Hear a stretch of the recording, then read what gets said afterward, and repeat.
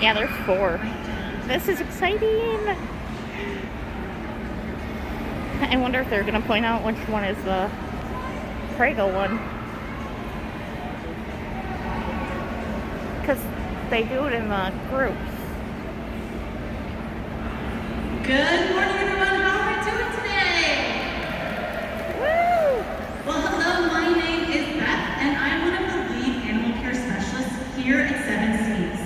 Today, we are excited to invite you on a journey, and we're going to learn about being research scientists out in the wild.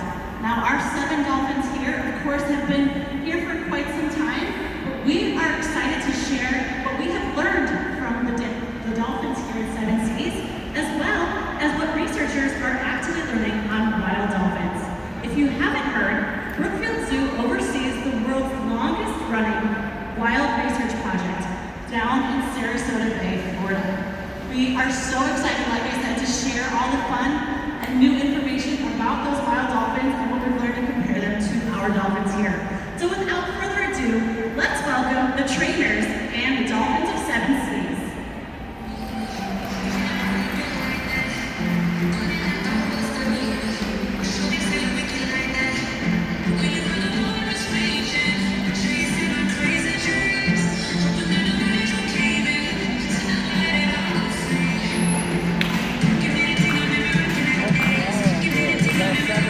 Oh, nice.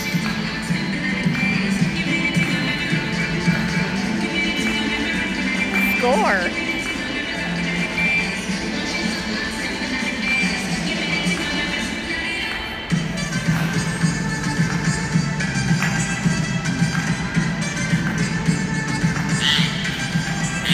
Oh, nice.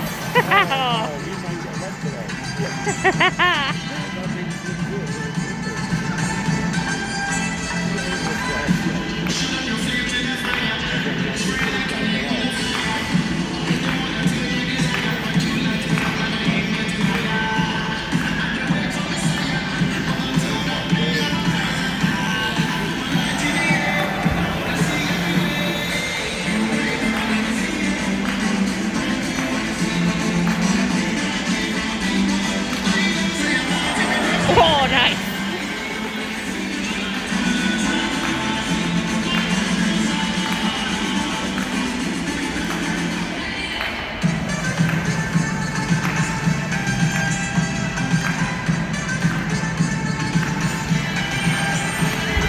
Woo!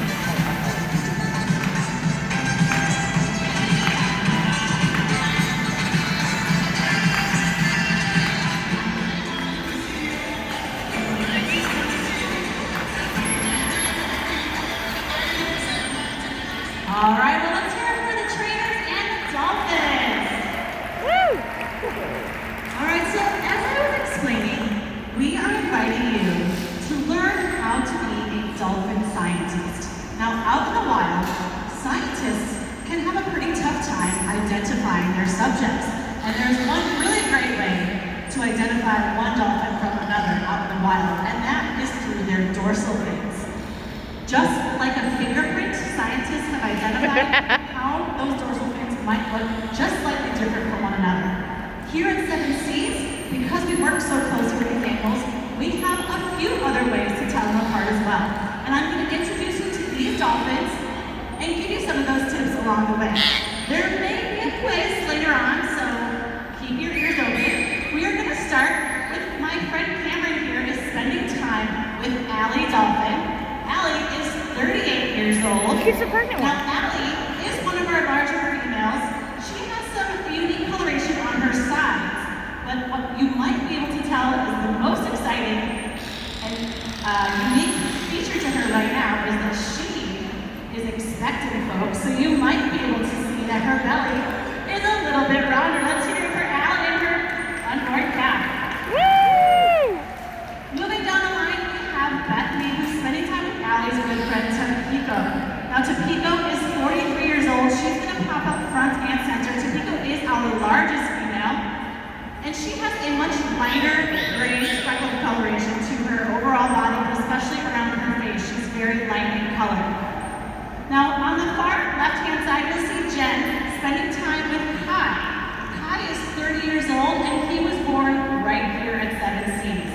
cat has some very unique features around his eyes, as well as down his side. He's got a very unique coloration to his side of his body. It's a lighter gray, and then there's a darker stripe as well.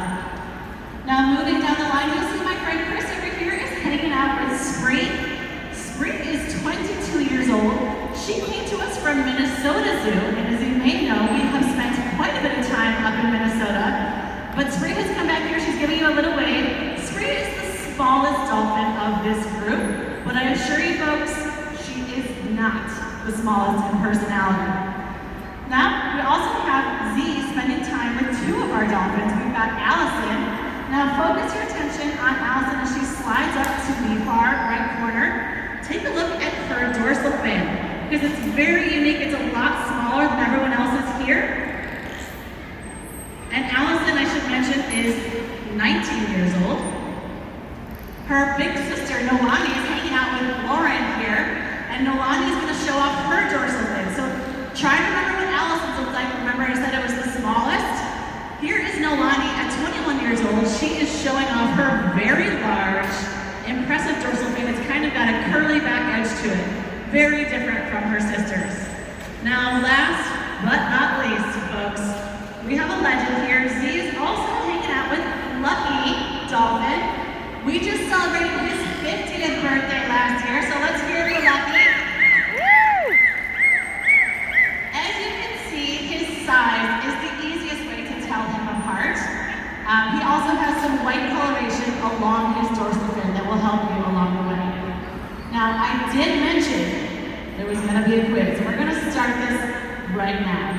What we're going to do is we're going to ask one of the dolphins to show off their beautiful, impressive body, and we're going to then take a vote and see who you guys think it might be. Were you guys paying attention? Yeah. All right, let's see. Oh, I forgot to mention, we're also shaking up the trainers in case you guys were cheating and paying attention to which trainers are feeding which dolphin. We're on to you. We know what's going on. All right, so in just a moment, we're going to ask one of the dolphins to show off an impressive aerial behavior. All right, looks like they're going down to the middle of the pool. Pay attention as they fly out of the water. All right. How many of you guys thought that was Lucky the dolphin? Raise your hands. Okay, we have some lucky theorizers. That's a pretty small dolphin, but I don't think that was Lucky. How many out there think that was Allie? Did you see any baby bump hair? Anyone? Okay, we have some Allie catchers. How about Nolani? Did anyone see that curly dorsal fin? Oh, a few Nolanis. How many people thought that was Scream? Anyone? No, Scream was the smallest dolphin. Oh, I see a few more hands. I think you're catching on. Folks, that was in fact Spree Dolphin. She was much smaller than everyone else. So give yourselves a round of applause. Now this is just an introduction to wild dolphin scientist research skills, but you guys are doing a great job so far. Now speaking of being in the wild, as a research scientist, hanging out on your research vessel, you are going to be encountering so many different behaviors from your subjects, those bottlenose dolphins that you're watching. We're going to take a moment and show off some of those hunting behaviors. They might be social behaviors, they might be communication. Let's go ahead and enjoy watching those behaviors now.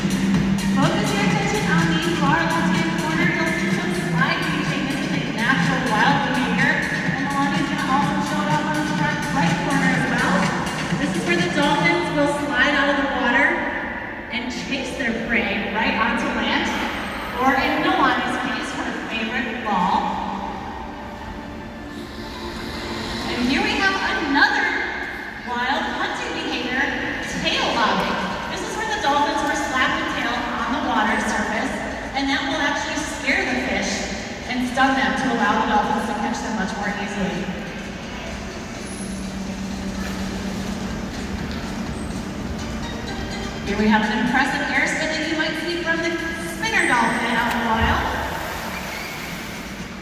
And here's one more wild hunting behavior called the kerplunk. We're going to see it one more time. Listen carefully. That loud kerplunking sound does displace the fish out of their areas, and the dolphins are then able to catch them very easily.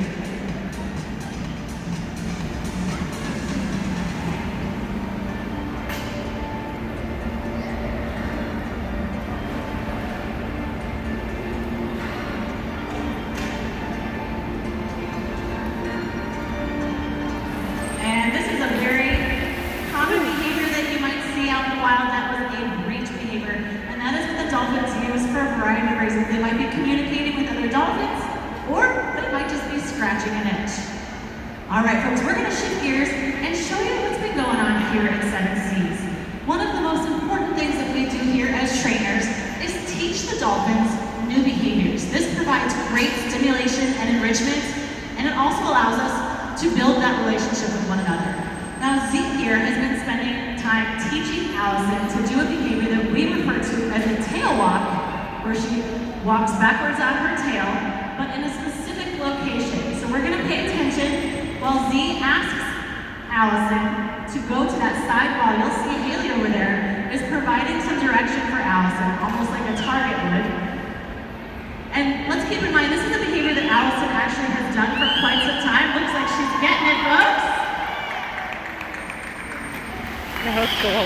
And if you haven't heard, we have recently returned from Minnesota Zoo because we added some really exciting features to our habitat. Some of those habitats did impact how the animal's behavior changed.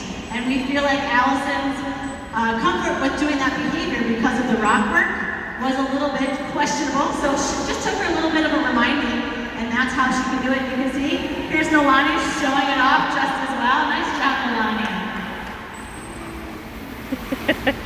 All right. Now, one of the most important things that we can do here as Seven Seas trainers is to, like I said, build on that relationship. And the reason for this is it allows us to have the dolphins participate in their very own medical care.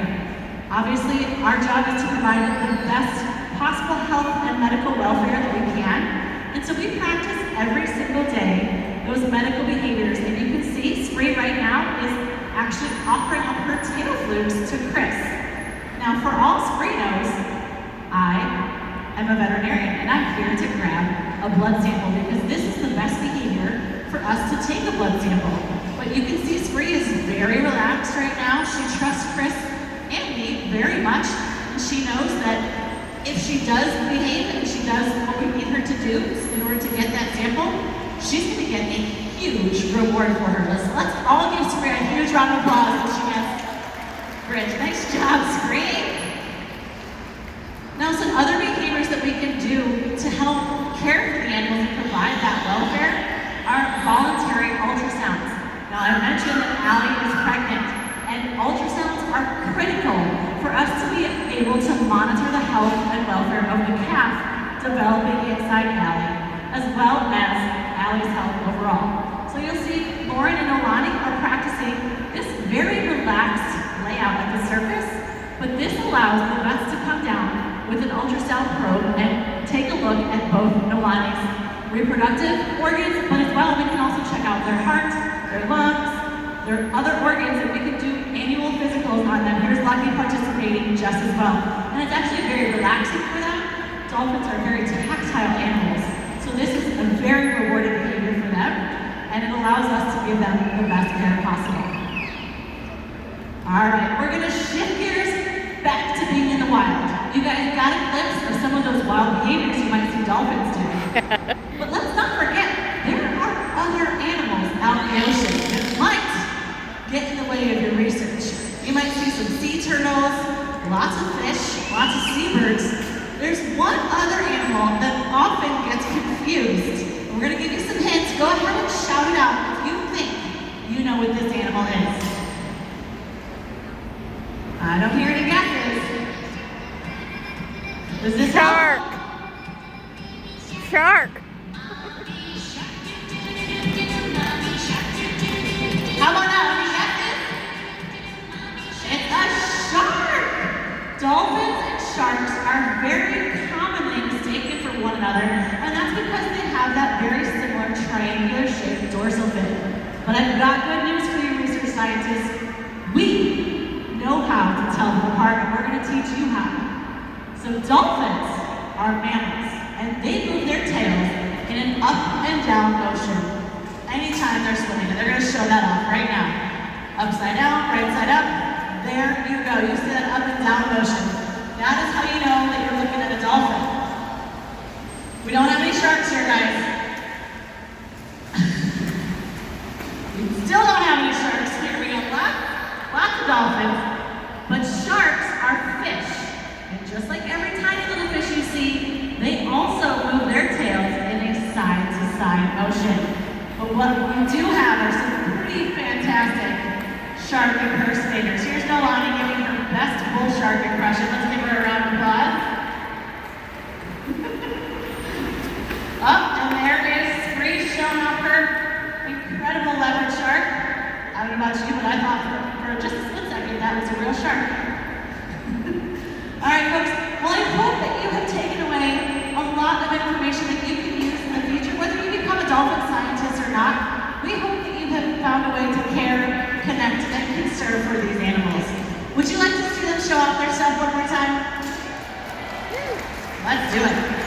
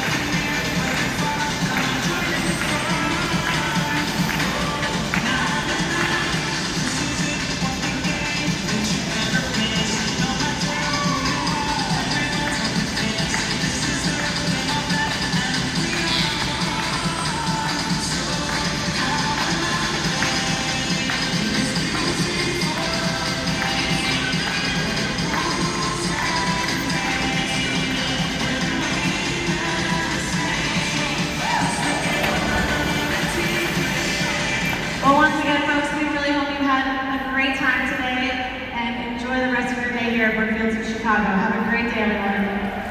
Woo!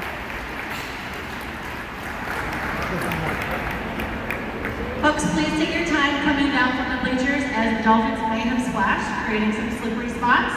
We also ask that if there's any trash behind you, to your side, or in front of you, that you pick it up and put it in receptacles at either vestibule. Thank you and have a wonderful afternoon.